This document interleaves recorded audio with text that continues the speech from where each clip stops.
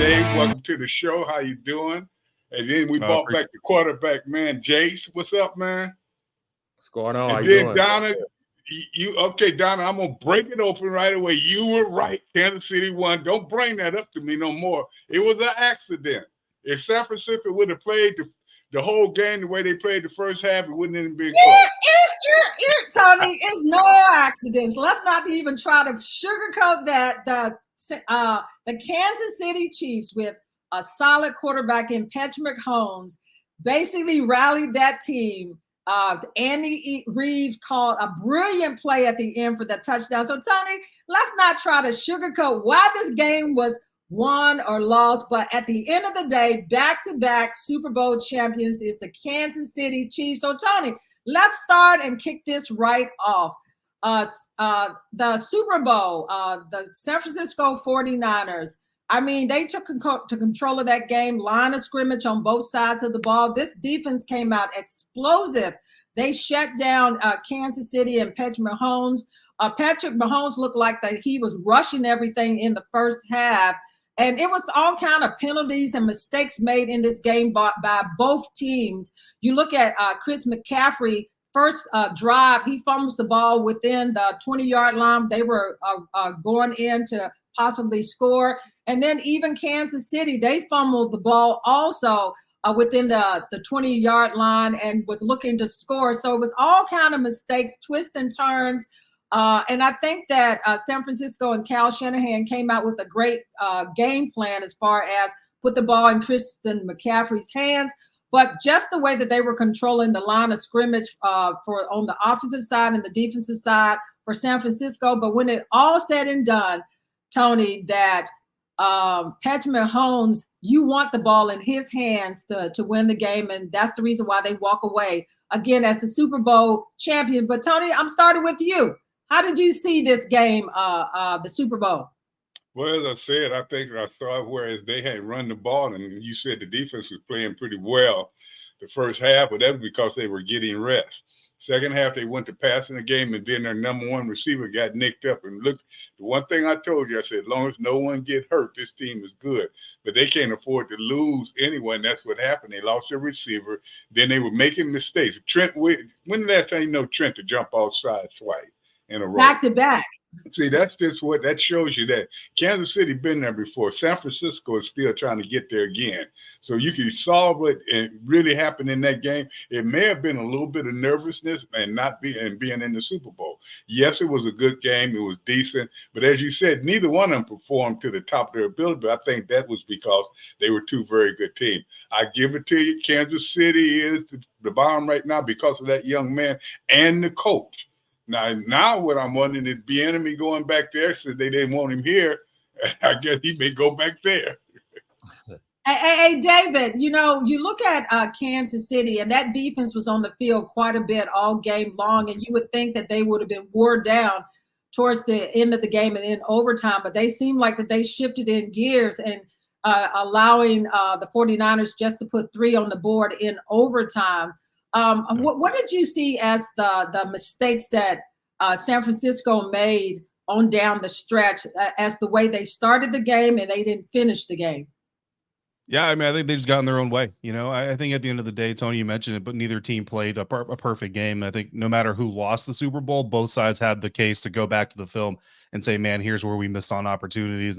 And that's really going to be the story of it. But the 49ers, I feel like, had more opportunities that they messed up. You go back to the start of the game, like you mentioned, driving the ball right down the Kansas City Chiefs' throats. I mean, that's a crucial moment very early in the game, but absolutely crucial. Getting that kind of momentum is very hard to do against a team like the Kansas City Chiefs. And then that second drive, the self-inflicted wounds that really stalled that drive as well. And they had the opportunity to really come out, set the tone, and perhaps get a 2-score lead on the best team in the AFC. And they completely blew it. They fumbled it away, gave it away. And then, like you said, Tony, they went away from the running game. I mean, look, Brock Purdy deserves credit. Debo, I love Debo. Brandon Ayuk, I'm a Sun Devil, so I love him too. But Christian McCaffrey is the best guy on that team, and they went away from him. And I don't know why they did it, but they went away from him. Maybe, it could be one of those things where you find out that maybe Christian had a little bit of an injury that he was dealing with that they didn't want to show too much or something. But whatever the reasoning was, it's unfortunate because Kyle Shanahan's been to the Super Bowl 3 times And now 3 times you can kind of look at some strategic elements of why they've lost each of those Super Bowls. And you hate to see a guy who's had so much success perhaps start to gain that little bit of a tag in the biggest moments. But, at the end of the day, I think that's really the biggest thing. If the 49ers don't go away from that rushing attack with Christian McCaffrey, even with some of the injuries that they had, even losing a guy like Drake Greenlaw, I think they come away with a win in that Super Bowl. Hey, Yeah, Jason, you did see him get hurt though, didn't you, Down a little bit? I think I saw that, Tony. But guess what? It doesn't matter about that because it's how you finish and play the game with all the obstacles and all of those things that happen within the course of the game. Because she's talking big game now, isn't she, y'all? She's talking big game. Everybody wants to cry after the fact about injuries or what they do, but I saw where Kansas City changed their game plan or what they needed to do in settling down Patrick Mahomes and that whole team. When you look at the quarterback play, Brock Purdy, was spectacular at the start of the game. Everybody was giving him his accolades and all of that. But then you had the veteran in Patrick Mahomes who's been there, knows how to rally, knows how to kind of like get back in. You had Travis Kelce going off on Andy Reid. I would have just pushed him back because he owes him an apology. But everybody said that rallied the team right there because he wanted the ball, wanted to be in on all the plays and so forth. But when you look at this game across the board and look at the quarterback play, how would you grade Brock Purdy overall and Patrick Mahomes and what happened? And hearing David and Tony cry about who got hurt or they didn't stick with the run. I ain't trying to hear that. I beg your pardon. I don't think we clap. We black men. We just telling you how it is. You obviously you were looking through sunglasses because you didn't see all the game. Go ahead, Jay. I saw the end of the game that was most important, Tony. When the 49ers didn't win that game.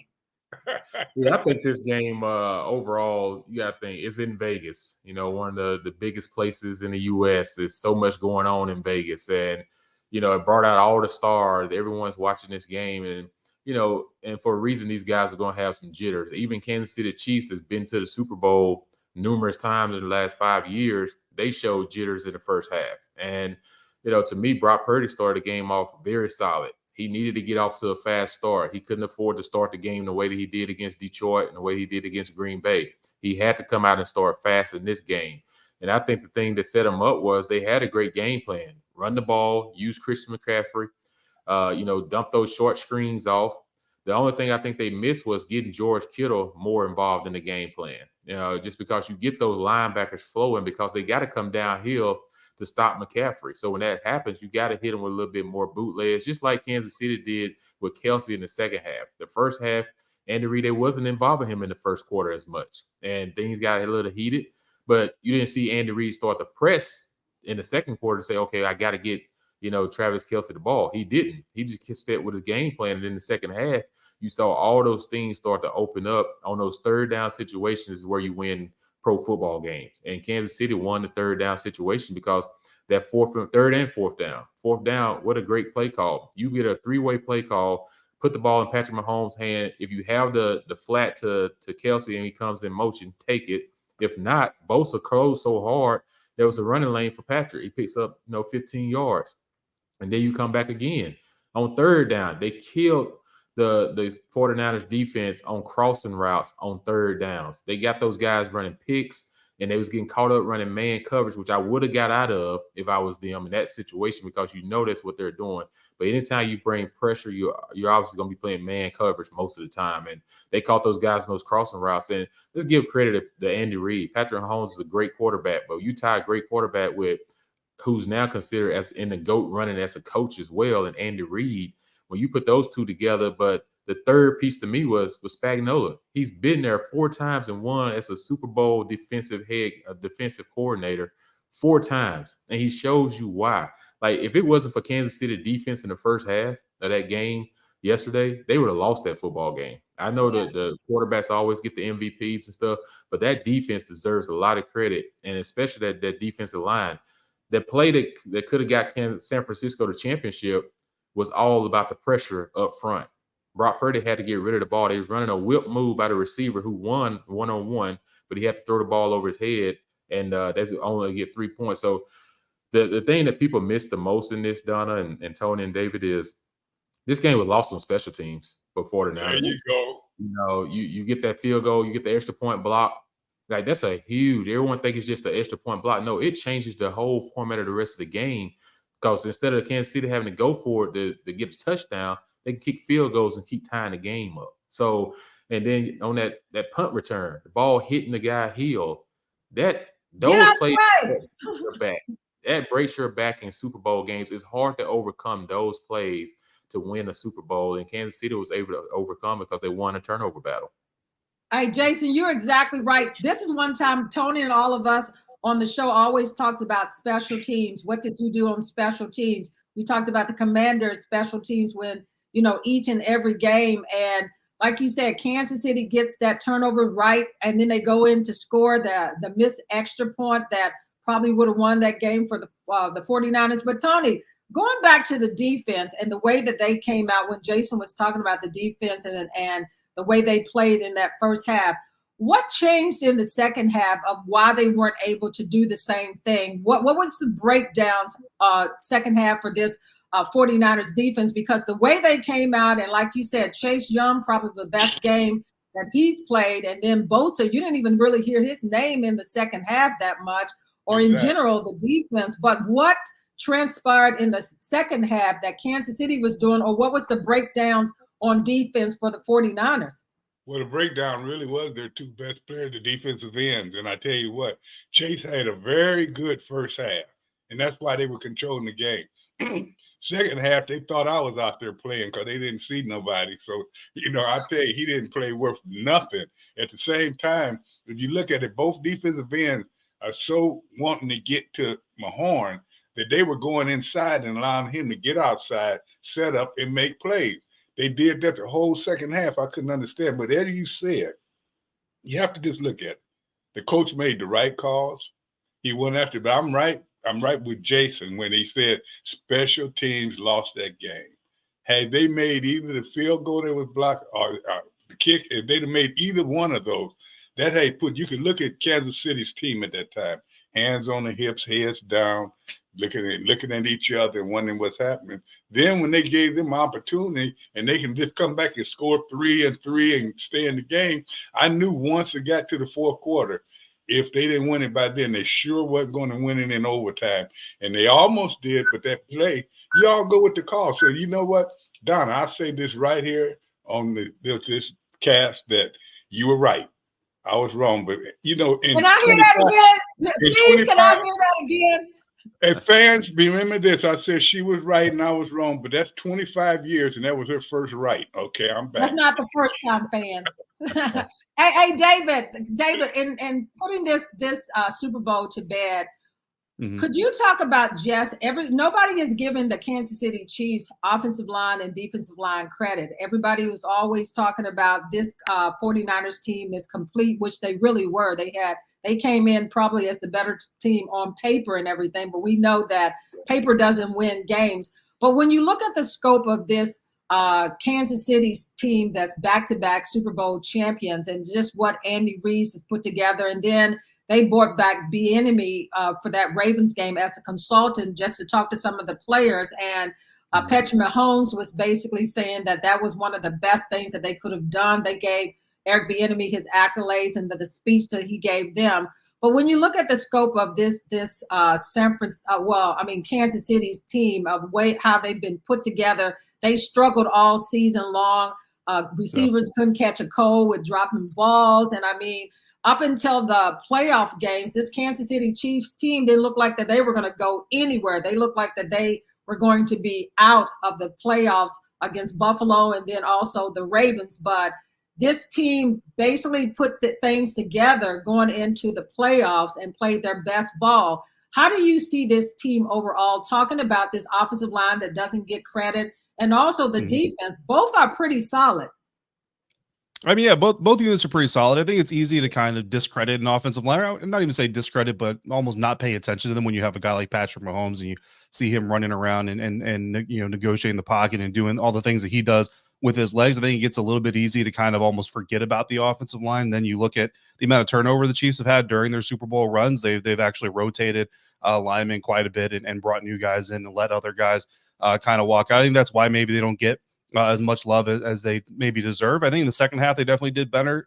Left tackle Donovan Smith is someone I know very well. I covered the Tampa Bay Buccaneers for a number of years, and obviously Donovan started his career there. And honestly, the game that he had specifically going up against Chase Young is kind of the Donovan Smith game that you learn to just really kind of expect with the Tampa Bay Buccaneers, where sometimes he looks really good, sometimes he looks really terrible, and you just kind of have to take both of those. I think that's kind of the game that he had there. On the Kansas City Chiefs sides of things, Jason, you mentioned it, Coach Spags. I mean, I don't think he's getting enough credit for this season for the Kansas City Chiefs as a whole, not just this game, but in its entirety. I think that a lot of people, you're right, Donna, like the Chiefs have not necessarily been the most dominant form of themselves that we've seen over the years. But I think this Chiefs defense has very quietly been a lot better than a lot of people realize. And I think Spags deserves a lot of credit for that. But so do guys like Chris Jones.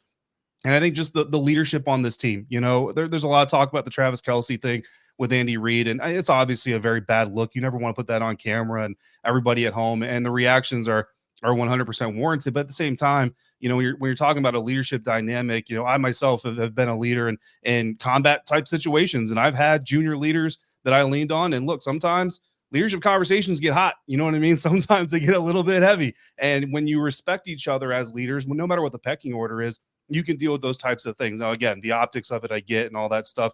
But from an internal standpoint, you see leaders like Andy Reid and like Travis Kelce and Patrick Mahomes and EB coming back to his guys to talk to him. Then also Chris Jones, like that team meeting on the sideline. I mean, you hate to have that during the Super Bowl, but you look at the effect of what happened in the second half, and that Kansas City Chiefs defense and offense both came out and they looked much more composed. And, Chase Young mentioned it after the game. He said, we had the lead. We just never got to lap them. And I think that's a really, really swift way of putting it, but I think it's a very smart way of putting it because you can't let a team that's got that many leaders on the Chiefs side of the field with that much experience as well to get comfortable with all those lights, all the attention.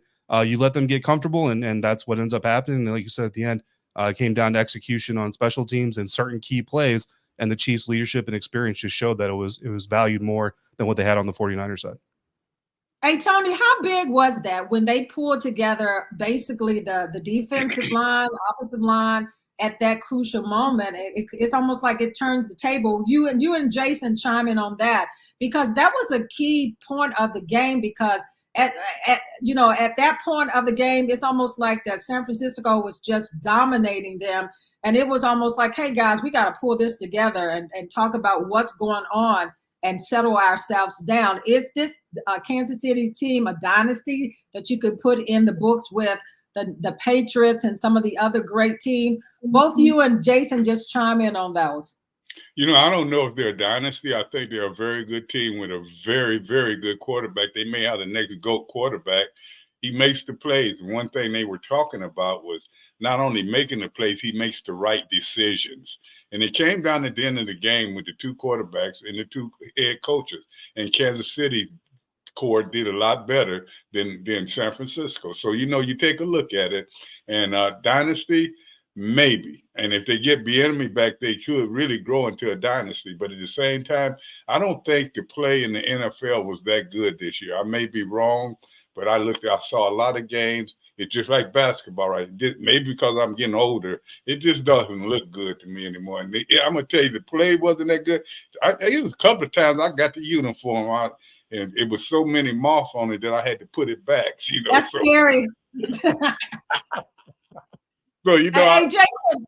Yeah, like Tony said, Tony, go on. Tony thinks that it was watered down a little bit as far as the whole NFL. How did you see that this year? Well, the NFL has changed a lot. Back when I played, and Tony played well before me. A lot of it was. Oh wait, I ain't played that. It was only 20 years. Hey, that's a generation. So we just said generation. So a lot of the game has changed because it used to be everything starts up front with the run game, right? An offense. You always want to set the run game and get that going, and then that kind of settles in your offensive line, and then it takes the pressure off your quarterbacks, and you're able to hit those second level throws and everything. Where nowadays it's almost like teams are more pass happy. They set the pass up to try to open up the run game, which is backwards to me. And I think you give your offensive line a tough spot in that case because they give up a couple sacks early in the game. They don't get a feel for the game. Just from that standpoint, you always want them to be able to get a hat on a hat and get some confidence in that run game. And so to me, I just feel like when you think about it as a whole, even defenses are handcuffed a little bit nowadays. You can't ride a receiver past 5 yards. Back when we played, you could ride them all the way down the field. Certain things they can do, like you go to hit somebody, you got to think twice about how you're hitting somebody. So their reaction can't just be read and react no more. It's read, react, and then I got to figure out where I'm placing my head when I'm hitting the guy. So it's just so many things that you can't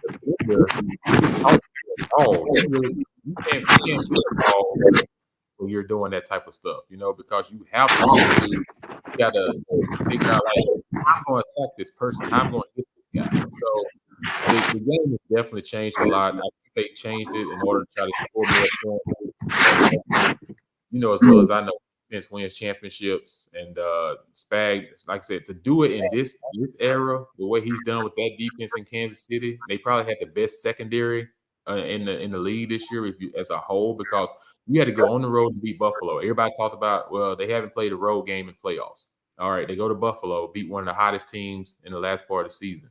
And then you go to Baltimore, who most of us had picked to win the Super Bowl. And you have to win in Baltimore against the MVP, Lamar, and that defense. So I think this was their hardest Super Bowl to win. And I think if they win one next year, I do say they're a dynasty, because it's hard to win. But I think you got to throw one more in there to put them in the Golden States and the Patriots and those dynasties of the years. But they got the team to do it, because they're a young football team.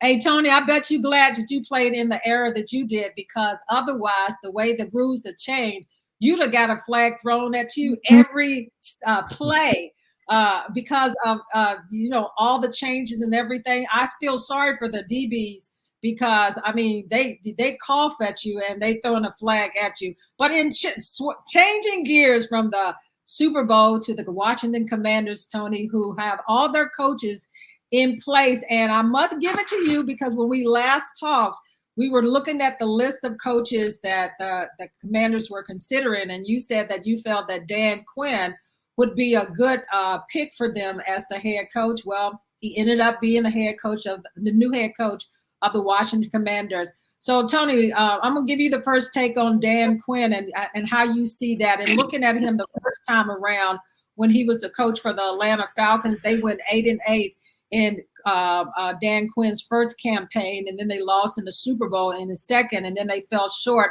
in the NFC divisional round in their third time around, and then they had a record 7-9 2 years that followed, and then 0-5 when Dan Quinn was let go in 2020, finishing the season at 4-12. And this time around, Tony, he said that he thinks that he's going to be a better coach from the experience of what he went through the first time. And you want to hear all that stuff, is that I'm going to be better the second time around because of the lessons that I learned. Why do you feel that Dan Quinn is going to be the right fit for the Washington Commanders? Well, if you know, I want to hear Tony, we're going to start with you. You know what you said, the key was when he came in his first 3 years, he took them to the playoffs. Then he had also years, then he had a bad year. But doing those, since I was the uniform inspector for the NFL, I saw everything was happening. They lost a lot of key players in key positions. And then people got onto their defense. He was one of the first ones to take a middle linebacker, which really was a strong safety, and make him middle linebacker because he could run. But he eventually got hurt. As these players got hurt, their defensive line, they finally, just like this year, they lost their best defensive line. That happened with him. I look at his leadership. One of his coaches is now a head coach. He's been there, but the main thing I don't like, he goes and brings this offensive coordinator from Dallas. I think he should have gave the enemy a look. Coordinator. What'd you say? You meant the defensive coordinator from Dallas. Where'd the offensive coordinator come from? That's Brian Johnson. He was with that's Cliff Newsbury. He was with the Arizona Cardinals at one time as a head coach, and then he was doing some television work at UCLA, the Bruins. Okay, I must have read it wrong. Yeah, the defensive coordinator came from Dallas. Oh, well, anything from Dallas doesn't work for me, but at the same time, I think Quinn will be a good one. I think Dallas. I think Quinn will be a good one. He didn't look good the last games in Dallas, but at the same time, I did see his body of work while I was here in Atlanta with him. I think they have one that helped, but his coaches are going to be very important to him, and I think he let a good one get away. Hey, Tony, he did say that when he was with Atlanta and everything, as far as he was, carrying himself really thin with trying to be the offense, trying to be special teams, trying to be defense. So not knowing how to delegate all those things. So he did learn about that. But the good thing about bringing Witt from Dallas is that you got somebody that is familiar with him. One thing about Dan Quinn, when you look at his credentials on defense, he had top defenses in 2013 and 2014 in Atlanta. And then with looking at Dallas, making the playoffs each year as the defensive coordinator, he has top 7 scoring defense. So he's got the credentials on the defensive side of the ball, which is going to help him with the guy that he bought from Dallas and Witt. But David, like Tony picked Dan Quinn. I got to give it to him. He thinks, he's the only guy that was a retread when you look at the 8 positions across the NFL where they had new coaching staff. Glad that they have more African Americans in there for the first time in like forever. But is Dan Quinn, I want you to answer, is he the right guy? And Jason, after David finished, I want you to see if you feel that Dan Quinn is the right fit. I mean, I think, whether or not he's the right guy for the job really just kind of boils down to what type of team does Josh Harris want to put together, right? As the managing partner, that's really where the whole thing starts, is what kind of team do you want the Washington Commanders to be? And that goes into the hiring of Adam Peters, and then obviously the hiring of the head coach. And then as long as those 3 people are really just in lockstep with understanding what it is that we're trying to be as an organization, then you would say that he's the right person. You know what I mean? Now, whether or not that produces the right results, that's an entirely different conversation that we can't honestly get into. I don't think in February, and like you said, Tony, like the hardest thing in the NFL is to be successful. Like, it's hard to win games. It's hard to win Super Bowls. I think what's even harder is to do it multiple times. And that's why you look at the Kansas City Chiefs and you say, man, that's so amazing. And back to your point again, back in Atlanta, Tony, like Dan Quinn had some really good teams. Well, really good teams also get fleeced, like the salary cap, and make sure that other NFL teams have an opportunity to take your talent. And we're going to talk this offseason in Washington about trying to go steal a guy like Patrick Queen from the Baltimore Ravens to come be an off-ball linebacker for the Commanders. And there's some other free agents like, we're going to look around at other rosters and say, hey, who can we steal from these good teams to try to make Washington be good as well? And that's what kind of hinders teams from putting together these dynasties so much in this sport. But I think when you listen to Josh Harris and you listen to Adam Peters and you listen to Dan Quinn, there's a common thread of teamwork and of leadership and service. And I think that's something that's really lost a lot of times in major sports, is understanding that leadership is not about title and leadership is not about pecking order. Like, anybody can be in charge of anybody. You know what I mean? We can take the 4 squares here, Donna, and you can put us all in charge of somebody else, and we can all say we're in charge of somebody. But to lead somebody, you have to really kind of tap into who they are as a person, understand the goal and how to motivate them to do that. And really, that's a service. That's not being in charge of someone. That's serving someone. And leadership and service is something that gets lost a lot of times in major competition. And I think that when you listen to these 3 people talk, you hear that same thread through all of their conversations. So as long as Joe Witt Jr., Cliff Kingsbury, and the rest of the coaching staff's kind of on that same thread, then I think you have a good foundation for a team. And as long as these players feel like these coaches are out here putting them in the best position to be successful for them, not saying, hey, this is my idea and I'm the smartest guy in the room, so go do what I tell you to do because I know better, then I think that's how you get a team to buy in. And wrapping it all back up to the Super Bowl, I think there's something that Andy Reid has done for a really long time in Kansas City that I don't think people shed enough light on. They allow the players to go, I think they call it the lab, where Patrick Mahomes and Travis Kelce and Tyreek Hill, when he was there, and all these guys, they go off on the side on their own and they basically draw up their own plays and they say, well, what if we do this? What if we do that? And then they install it into the game plan, into the playbook. And that gives the owners a level, or the players a level of ownership over what they're doing on the team that I don't think a lot of players or a lot of teams do around the NFL. And I think that's why you see some of the loyalty that you do in the Kansas City Chiefs organization, which is what the Washington Commanders are going to try to develop here. That's a whole lot. That's a whole part of development and discipline for Andy Reid to let the players draw stuff. But that's confidence in what he's put together in that organization too. But Jason, looking at the whole coaching staff And I'm glad that finally the Commanders did it right of letting the head coach pick his personnel. When you look at the offensive coordinator, the defensive coordinator, position coaches that they brought in to be on this staff to help Dan Quinn hopefully turn this team around. Is this a good combination? Is this a winning formula? And you won't know that until it's on the page. But when you look at the credentials of Kingsbury, that has been a head coach, and Brian Johnson, who was with the Eagles as the offensive coordinators, he brought in some good experience with solid teams. How did you see the whole coaching staff? Yeah, of course. You think Dan Quinn, when he was in Atlanta and they went to the Super Bowl, he had Kyle Shanahan as his offensive coordinator. He was able to focus more on the defensive side of the ball. So I think that's why he brought in Cliff Kingsbury, is because I think one thing is, Cliff's been a head coach at the Arizona Cardinals, but he understands offense in today's game. Everyone likes the San Francisco offense, that tree that McVay and all those guys come off of. So rightfully so, they're going to go try to get the same guy that understands that same tree and put him in a position to run a lot of that offense. That's one reason why he got Kingsbury, because it kind of reminds him of Kyle Shanahan's offense. The next thing is that a play for them to move up and try to get Caleb Williams, because he worked at USC last year, and Caleb Williams being the quarterback at USC, because Cliff was supposed to be going to the Raiders. Then all of a sudden he switched overnight to come to Washington. So to me, that's a play that's saying they might be trying to see how much they have to give up to move up to get Caleb Williams, if that can happen. So they hit the ground running with no one understanding each other. You also think about Joe Witt Jr. His dad coached defense for me at Auburn at the linebackers, and so I've known Coach Joe for a long time.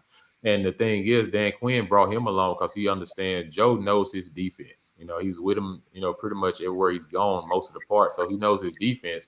So if I'm a head coach that he's probably going to call his own defense, Dan Quinn is probably going to call the defense. But he needs someone that when he's not available to be in that room, that can be his extra voice to those players and understanding of his scheme or what it is that he wants to get done. So I think him bringing in Joe Witt Jr. as the defensive coordinator, I think was a move for him to feel comfortable understanding, like, hey, this is a guy I can trust. This is a guy that knows my defense. And this is a guy that when I'm not there, I know things are going to get done right in that room, and it takes that pressure off, where he can be more of a, like I said, you're more of a CEO when you're a head coach. This gives him all the opportunity to be that CEO. You got an offense coordinator, you got a defense coordinator that both understand what it is that you want to do. And like David was saying, even from the ownership, those guys feel more comfortable with Dan Quinn. I know a lot of people were looking for a splash.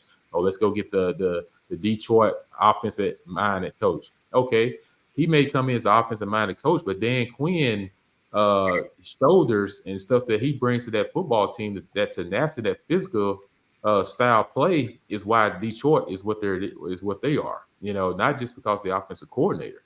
So you have to be careful when you're trying to bring in guys that are new like that, just because it looks like a splash.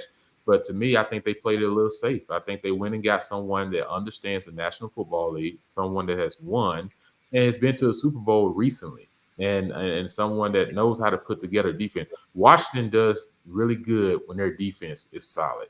And I think Dan Quinn is going to have this defense solid. And I think offensively, if you can go get a T. Higgins at the receiver position to match him up with Terry on the other side, you keep away from those double coverages. If you can go get a Patrick Queen from Baltimore and put him at that linebacker position, you may even go re-sign Chase Young, to get him to come back, because you have some salary cap. So, there's going to be room for this team this offseason to grow, but you got to build that interior offensive line with whomever you put at quarterback. And then you got to get that one more playmaker outside to make this offense really, really explosive, in a Kingsbury style thing that they like to do. Hey, Tony, let's stay on the defensive side before we go to the draft, because Jason has basically taken us to the draft We'll save the draft for the offensive side of the ball. But like he said, Joe Witt Jr. could have signed back with the Dallas Cowboys as the defensive coordinator. They were giving him a promotion, but he decided to come with his boss to Washington, which, like Jason said, this solidifies the defense of them putting this together, because they got some of the key pieces there. Still need a linebacker and some other positions after that defensive arm as far as the edge running. How do you see this defense being that, like you said, Dan Quinn probably won't be calling this, but he'll be integral part of this defense. And I see them turning around pretty quickly under two guys that's been together where they don't have to get to know each other. What are some of the key components for them to focus on right off the bat if they're going to turn this defense around? And like Jason just said, he was with Joe. He knows him as a person. He said that he's a solid person. So I got some confidence in that already. But you being a defensive-minded guy and everything, with the two coaches, with Quinn and Joe Witt Jr., and then looking at this defense as a whole, where would you start? I'll start with the defensive backs, first of all. It's too many plays where they're not even in the film. So, I start with them right away. Then I go to my middle linebackers because the linebackers couldn't seem to cover the crossing. I think Jason can tell you better than this, but it seemed as though that crossing route was always there, and then they would want to try to rush them. And then when I get up front, I got to bring in some more linemen. And I look at that whole thing. But you know what they may have done? And I don't know if this playback I'm hearing is from me, but what they already did, they addressed a lot of things. So they bought in a guy from their own division that they didn't win a game in.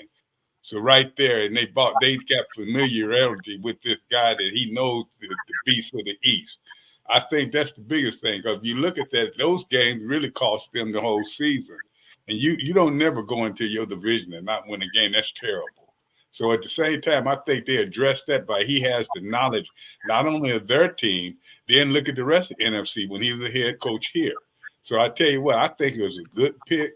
I think it is going to be more important that they get some players in here, just like the guys are saying.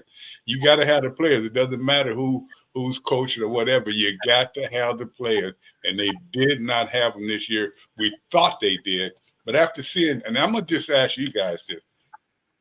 Is Chase just an aberration? Will he ever be what they thought he was going to be? Now, he had a good half in the Super Bowl, but a half don't make a game. And I would like to see, and he makes the same mistake. I sit there and watch. I said, watch.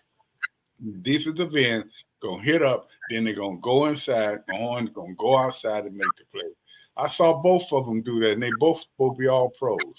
So I just don't know. So that's why I said getting the players will make it a better team. You can get good coaches, but sometimes good coaches lose as well. Hey, Tony, you're right. I mean, because look at Montez Sweat. Chicago made sure that they signed him quickly so that they wouldn't lose him. And I'll let David and Jason chime in on your question about Chase Young and how they see him, because player personnel is so key where the Commanders have failed miserably, over the years. And now they've got Adam Peters, Martin Mayhew, and that group there. But before we get into that, I'll let David and Jason answer your question about Chase Young. I mean, with Chase, look, I think Chase just kind of is what he is. At the end of the day, he's got some talent, certainly, and I kind of feel like there's still a ceiling there for him to reach. I just don't know that he's ever going to reach. I think part of that is internal motivation, and a lot of that I think comes down to a little bit of pressure. When you're the number 2 overall pick coming into the NFL, like, you're supposed to be an immediate impact player on your team, and there's not really a lot of patience for you to get to that point. And then obviously you have the injuries come up and all those things, and some of the stress and the theatrics that kind of come with that on the outside speculation and everything else. And I'll be honest, I've always so I'm an Ohio State fan as well. My father raised me to be a Buckeye fan, so I've watched Chase Young a lot during, from his collegiate days into his NFL days, and even come out of the NFL draft. Like, I never really felt like Chase Young should have been viewed as kind of like that number 2 overall prospect that he was coming out of that year's draft. I just felt like he was kind of a one move type of guy, doesn't really have a plan of attack when he gets stopped and held up, and that leads to frustration, which is where I think you see some of the lack of effort from time to time that we see on tape. And it's frustrating because you do feel like he's got something to give more. And Jason, you kind of threw out the idea like maybe Washington goes back and re-signs him. And depending on how Chase feels about the remaining staff, I don't know too deeply what his relationship with Coach Kerrigan and Scanina is, but I know obviously Jack is gone, Ron's gone. So if those were kind of the hinge points, for Chase, and he wants to come home and this organization's willing to bring him back. Honestly, if he if he projects to like a stand-up outside linebacker, rush linebacker type in Dan Quinn, Joe Witch Jr.'s defense, I think that might be better. I think it's better for Chase Young to play standing up. I think that's why you saw him stand up so much on his own in the Washington defense, because that's not what it was designed. He was designed to be hand in the dirt. You'd see his backups come in; they're never standing up, but Chase Young is standing up. I think it's because he's more comfortable doing that, and also with an odd front defense, you can do a few things. You can eat that edge with a down lineman and let Chase stun inside, or there's just a lot of things you can do with an odd front defense. It's my preferred style of defense. I like having more guys standing up because I feel like you can twist and turn and do more things to confuse the offensive line and the quarterback. But if Chase comes back and that's his role as a stand-up guy playing off of a D end or playing off of a D tackle, crashing down inside, something like that, I feel like Chase could be more successful in that light. Yeah, I just think overall when it comes to like a Chase Young, guys, sometimes you go away and you learn a lot more. And about yourself, that then if you come back to a place that looks familiar to you, now you're able to add that extra dimension and everything, because now you had a chance to see what it looks like in another system. You think about Gregory, the guy that was with the Cowboys, and then he went to Denver, and he ended up in the Super Bowl last night as one of the defensive guys. So sometimes I ask myself this: how much do we not give these coaches schemes of understanding how to utilize players, as well as much as we blame players sometimes for not being able to do certain things? Because, as a player, Tony, like a lot of times it can get frustrating as a player if you're not utilizing. I've always felt when I was in Washington, like some of my best attributes is not something they wanted to do. And then somewhere else, they utilize those attributes. And everything. So I just feel like it gets frustrating sometimes when guys aren't in, because Russell Wilson, for example, when he was in Seattle, totally different quarterback with the whole system, the whole scheme, the whole organization. Then he goes to Denver. He doesn't even look like the same Russ anymore, So I do think franchises have a lot to do with some of these players being able to perform. But I just think coaching is very, very important. Sometimes we label, just because a coach has that label as a coach doesn't mean he knows what to do. Andy Reid has always had a Pro Bowl quarterback. It didn't matter if it was Kevin Cole, if it was, it doesn't matter who it was. All his quarterbacks have always been Pro Bowl quarterbacks, even when he got Alex Smith, and everything. But these quarterbacks been elsewhere and they couldn't even, be a starter. But under Andy Reid, they're Pro Bowls, they're Pro Bowl quarterbacks. So it just tells me that a lot of guys just coach. It's a whole nother level of coaches that separate themselves from the average coaches in the NFL. And it's the same way in college. Like, if you got one that knows what he's doing, he knows how to coach. Like, Andy Reid would never get out of Kansas City without retiring. You just don't let those guys go. And so we'll see what happens transpiring. But I do think you got to go out and got to get a pass rusher. I don't think you have to overpay Chase Young. That's one thing. I think you can pay him in the middle of the pack, and you can bring him in. But then you can go to Philly. Philly got a couple of defensive ends that they got to get rid of. They can't keep all of them. And you can go get some guys that can create that pass rush.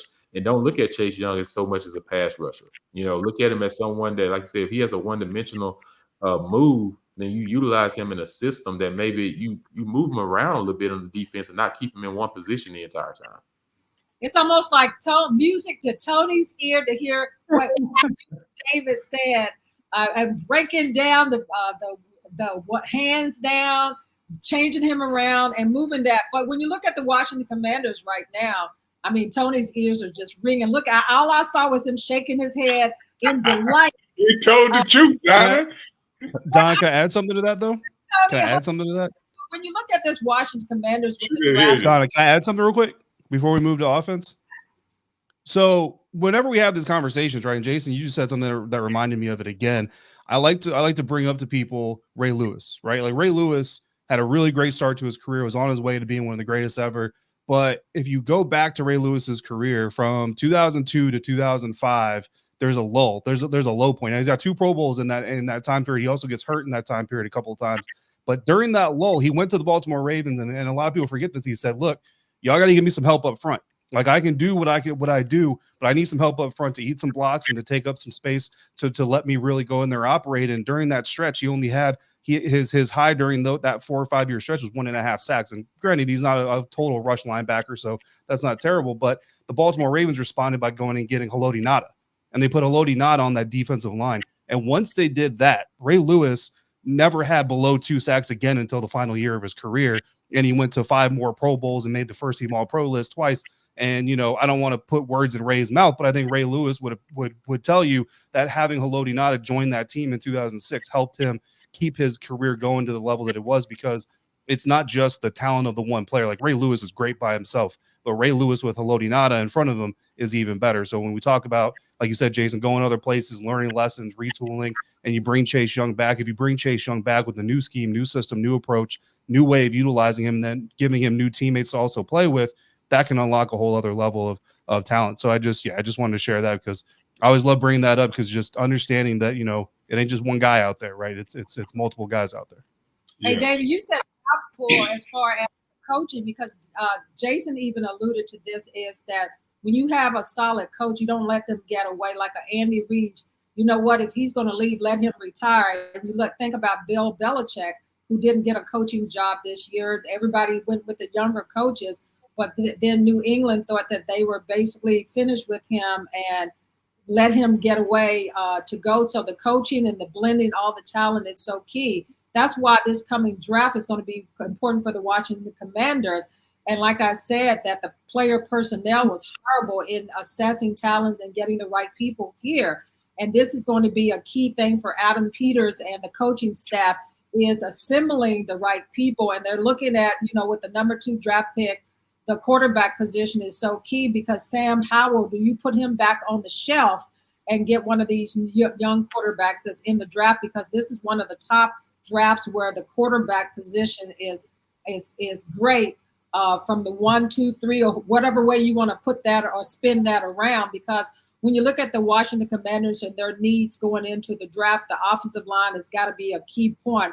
Our offensive guard, they don't need just one player as far as the offensive line, because when you look at the offensive line play over the last probably 10 or more years, it's just been bad. That has been one of the areas that has been neglected for this Washington Commanders. And then they need a center also, tight end, linebacker, edge rusher, and then the quarterback position. So looking at the draft and looking at free agency for the Washington Commanders, you got Cam Curl, who's up contract-wise, Antonio Gibson, wide receiver Curtis Samuels, and then the quarterback Joe Jacoby. I don't know if Joe Jacoby wants to come back or if they're looking to bring him back.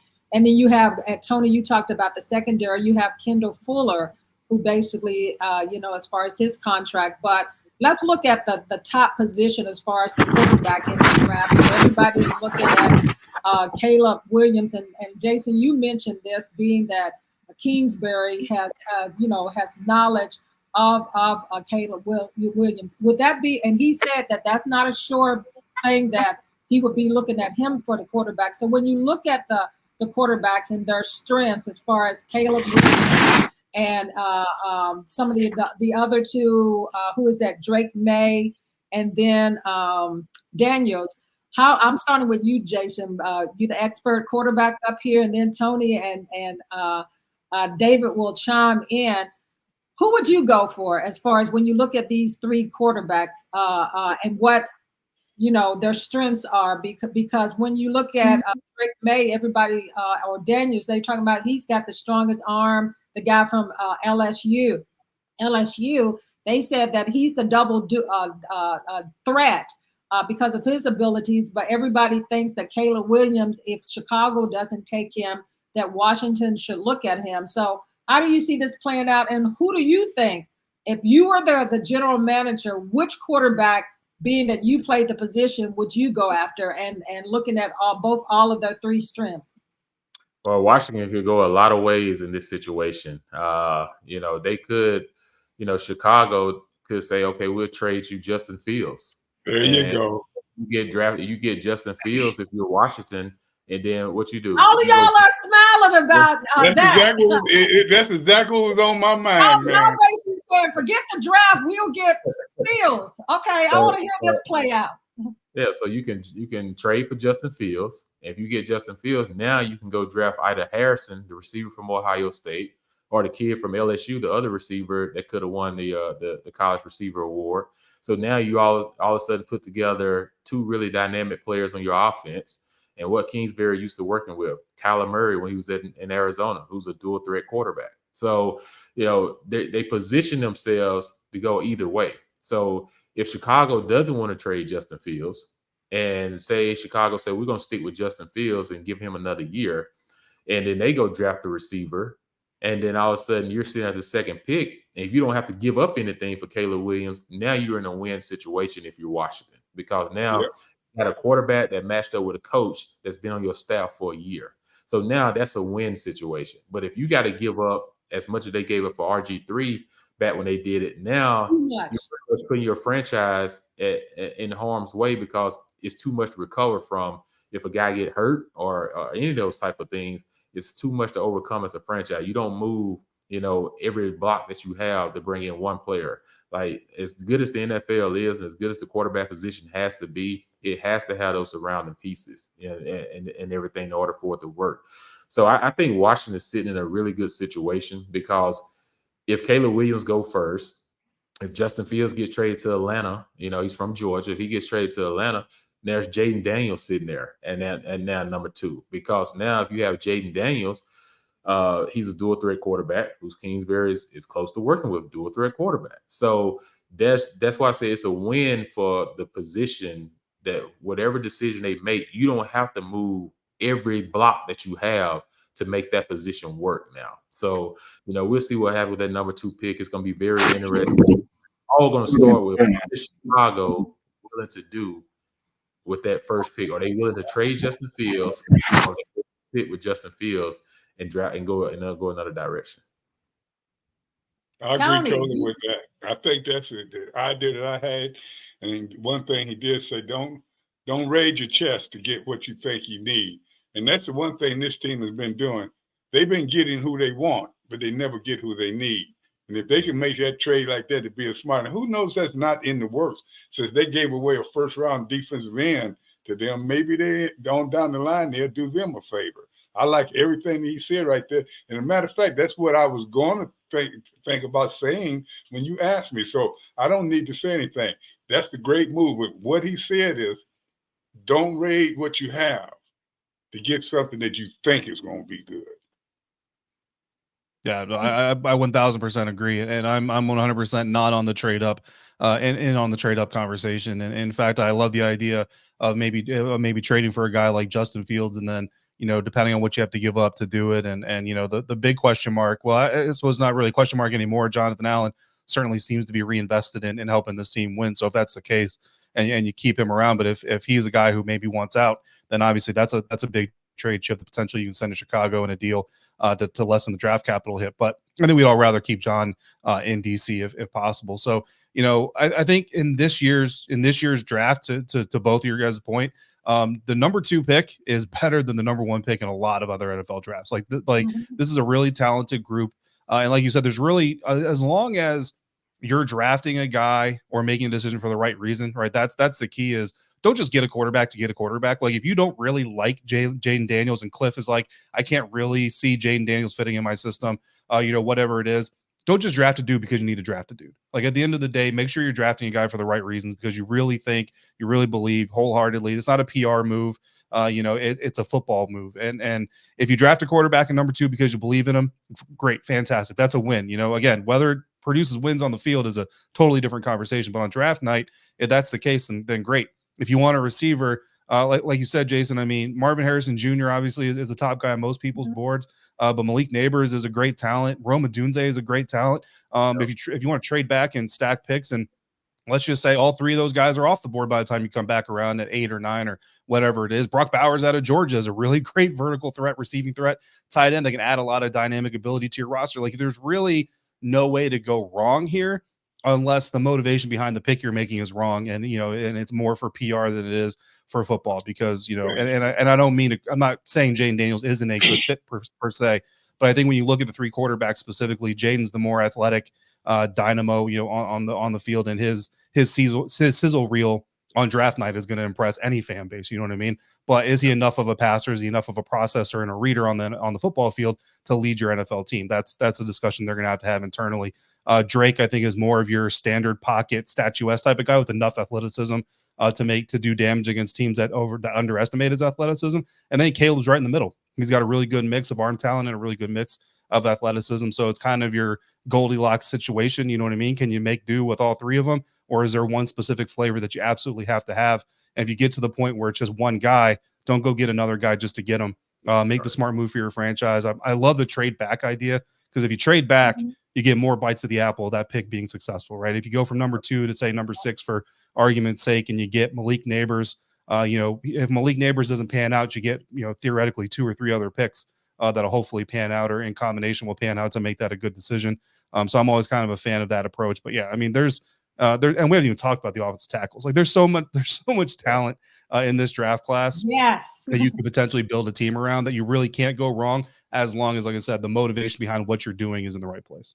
Hey, David, Brock Bowers, it was one guy that I had on my list from Georgia. And I think, Jason, you mentioned him also, or, as far as tight end. So he was key. But the quarterback position, back to that. So wonder if Washington says that they want to go after Justin Fields. Is he a quarterback that they can build this team on future-wise, or draft-wise? Do you still want that quarterback? Because Jalen Daniels, you spoke about his talents. He's got the strongest arm of any of these quarterbacks in the draft, but he's undersized. So you look at his size. Is that going to be a factor of him running, possibly getting hurt because, his size? And then you look at, like you said, Drake May, he's 6'4", 230 pounds. His skill set, you couldn't go wrong, because all of them got great skill sets when you look at quarterback-wise. But can they start immediately when you look at for an NFL team and be productive? Or do you go after Justin Fields? I don't know how much you have to give up to him, because that's what you have to weigh. But would he be a better fit if you're looking at getting a quarterback to say, if he doesn't cost you or mortgage your team, would you pick a Fields, go with him versus these 3 other quarterbacks in there? I'm just trying to hear from all of you, all your thoughts there. Well, I just think like with Fields, he's the new kind of quarterback. I'm sorry. Go ahead, Jay. No, I was going to let you go ahead. I was just going to say, with Fields, if you're trying to win now, you want the experienced guy. And he's still relatively young, and he still hasn't even signed his second contract yet. So you actually get him in a prove-it season.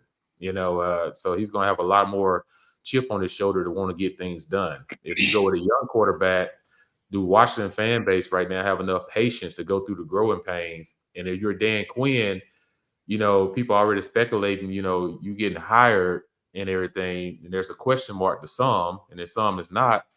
Do you want to start off in a rebuild brand fully with a young quarterback, and if you had a couple of losses early in the season, do you want to lose your fan base that soon into your process? So I think there's just a lot to think about there. I think if you have a chance to get a Justin Fields, then you go get a Justin Fields, because it lines you up to get, like David was saying, more of the other picks. But if you don't, and then if you go with the young quarterback, do you trade back? Like you said, because you don't have to keep in that second pick at that time. Mm-hmm. Do you trade back and pick up more picks? Well, like I said, there are more solid quarterbacks in this draft, and there's a super solid receiving core, tackles, tight ends across the board, even defensive guys. So you can get more of a solid team. You can almost go back to how Dan Quinn did when he was a defense coordinator at Seattle, when they built the Legion of Boom. Those wasn't all first-round draft picks, so they was able to pick the right guys that fit their system and their scheme. And in that way, they was able to build that team long-term. And by the time they was able to hit their second contract, they've been to 2-3 Super Bowls. And it's a lot. Like David said, Tony, go on. You take a look at that also, they're in the same position that the Ravens were in a few years ago. And you take a look at them, and now their quarterback is one of the best in the league. That's where Fields may turn out to be. And if you can get him for a reasonable price and still use your second rounder, but as everyone knows, you got to build up the offensive line before anybody's good. And then you have to also take, Fields may be retarded in his growth because of Chicago. You got to look at, he's not the only reason they've lost all these games all this year. Therefore, he may be right. And it's funny you guys would say that, because that was right on my mind. And I'd like to see that move, but it's probably not going to happen. Hey, Tony. I think when we get to the Yeah, go on, David. I was just with the quarterback situation. It's interesting because I think part of the question is what is this organization really looking for, right? Because so far in Josh Harris's early searches, he's leaned on experience, right? Adam Peters came from New England, Denver, San Francisco, Super Bowl caliber teams, a lot of experience in the front office there as a decision maker, or at least in the decision making process. Right. And then you look at Dan Quinn. Obviously, we talked about his experience. Showa Jr.'s got experience. Cliff Kingsbury's got experience. So I mean, the thread so far this offseason is they want experience. And that kind of draws me to Bill Parcells and his old rules for quarterbacks that he would draft. He wants at least 3 years starting out of his quarterback. Well, if you're drawing the line of 3 years starting, Drake May and Caleb Williams are automatically off your board because they've only got 2 years starting. Jane Daniels actually has 4 years starting going back to his time with Arizona State. But I feel like Bill Parcells, his old school mind, I don't think he'd look too fondly on a transfer quarterback. I think that Bill Parcells would kind of ding Jaden for the transfer thing. And then you have to look at the development that he's shown over those 4 years, and if you feel confident in that. So it's interesting. And then you go to what Jason said, like Justin Fields. At the end of the day, nobody has more experience than Justin Fields, and he is young. If you make the trade early enough in the process, you pick up his 5th-year option. To me, I think you go ahead, you pick up that 5th-year option if you're Washington. I know it's $25 million, 2 years from now, but you've got the cap space right now. If you know you're going into it with that, you account for that, you adjust for that, so you make sure that the books are straight. And yeah, you know what? If it doesn't work, man, you're paying $25 million for a quarterback that you're probably not going to move into the future for. But that is a relatively small price to pay for 2 years of looking at this quarterback to make sure he's your guy versus 1 year and then potentially signing him to a long-term deal and finding out that he's not actually going to be the guy. So I think it's really interesting. To try to get into the mentality of the Washington Commanders and what it is they're really looking for. Because so far the process has really leaned on that experience. And so you wonder if Drake or Caleb get any points docked for their relative lack of experience.